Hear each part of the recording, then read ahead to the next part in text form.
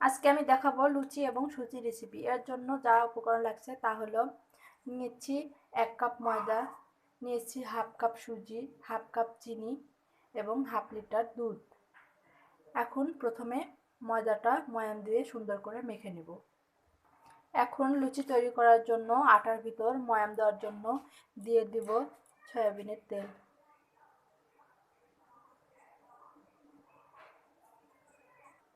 দেব পরিমাণ মতো baking soda,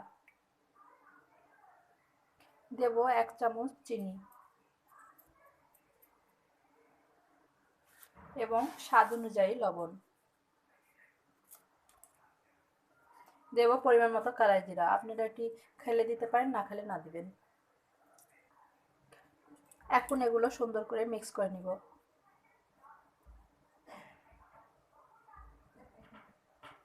সুন্দর করে এভাবে মেখিয়ে নেবেন। মাখিয়ে নেওয়ার পর পরিমাণ মতো পানি দিয়ে আটাটা মেখে নেবেন। আমি যেভাবে লুচি বানাচ্ছি এভাবে লুচি বানালে লুচিগুলো খুব সুন্দর ফুলবে এবং দেখতে খুব সুন্দর লাগবে। আমার এই রেসিপিটা একটু অন্যরকম লুচি তৈরি করবে। আপনারা সচরাচর এরকম লুচি দেখেন না। দেখুন আমি কিভাবে লুচিটা তৈরি করি। দেখুন আমার ময়দা মিক্স করা হয়ে গেছে। এখন এখানে পরিমাণ মতো পানি দিয়ে দেব।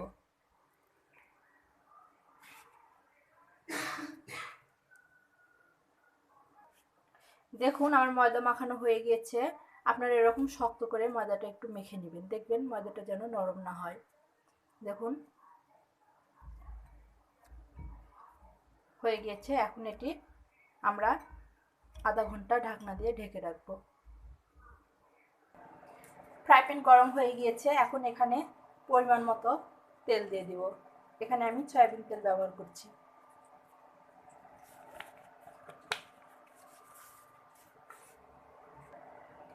দেব 1টি তেজপাতা এবং 2টি সাদা ফল। সুজিগুলো দিয়ে দিব।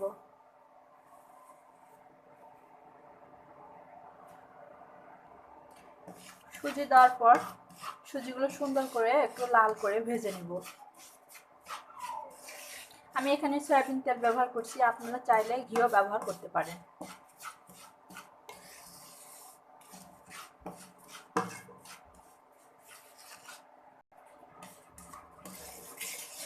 এভাবে সুজি 7-8 মিনিট মিডিয়াম তাপে ভেজে নেবেন।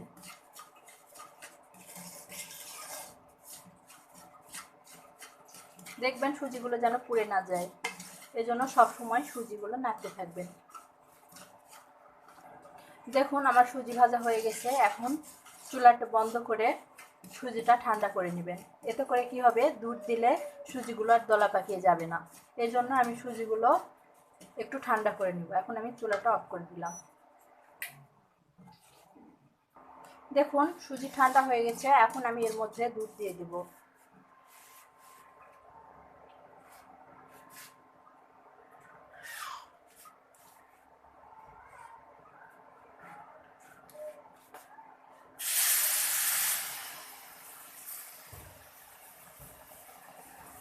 দুধ একটু অল্প অল্প করে দেবেন। আমি এখানে হাফ লিটার দুধ নিয়ে নিয়েছিলাম। হাফ লিটার দুধের মধ্যে আমি 1 কাপ পানি দিয়েছি, দিয়ে একটু বয়েল করে নিয়েছি। আমি এখন চিনি দিয়ে দিব।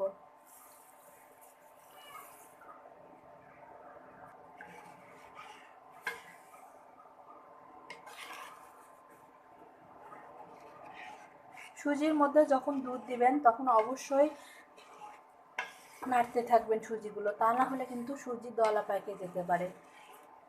আর সুজি ভাজার পর একটু ঠান্ডা করে নেবেন।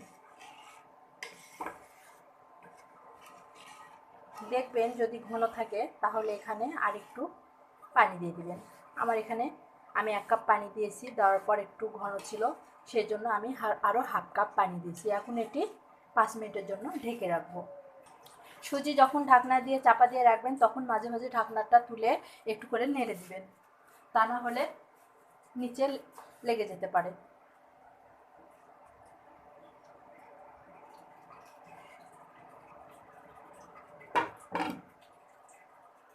যতক্ষণ সুজিটা রান্না হচ্ছে ততক্ষণ আমি লুচিগুলো বেলে নিব।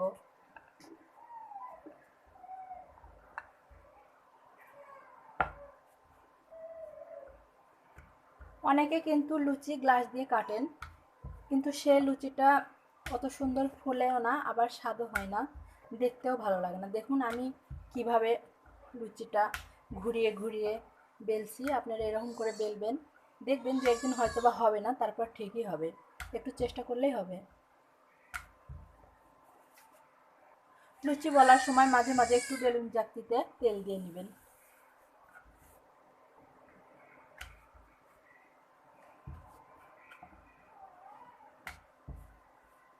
দেখুন আমি কিভাবে লুচি বলছি, এইভাবে লুচি বললে লুচি অবশ্যই গোল হবে।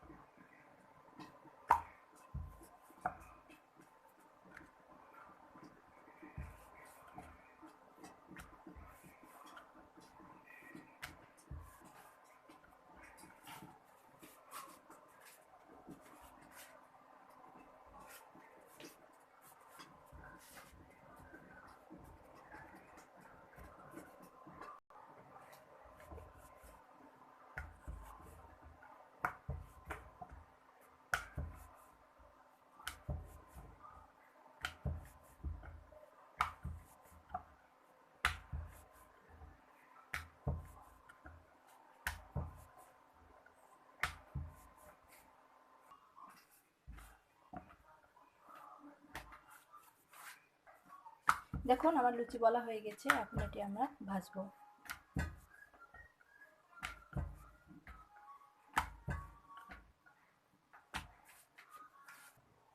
দেখুন সুজিটা শেষ, রান্না প্রায় শেষ হয়ে গেছে।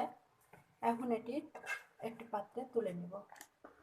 দেখুন কেমন হয়েছে, ঠিক এরকম যখন হবে একটু ঘন ঘন, তখন আপনারা এটি চুলা থেকে নামিয়ে নেবেন। কড়াই গরম হয়ে গিয়েছে, এখন লুচি ভাজার জন্য এখানে পরিমাণ মতো তেল দিব। তেল গরম হয়ে গেছে, এখন এখানে লুচি দেব, ছেড়ে দেব। বলে রাখা লুচিগুলো দিয়ে দিলাম।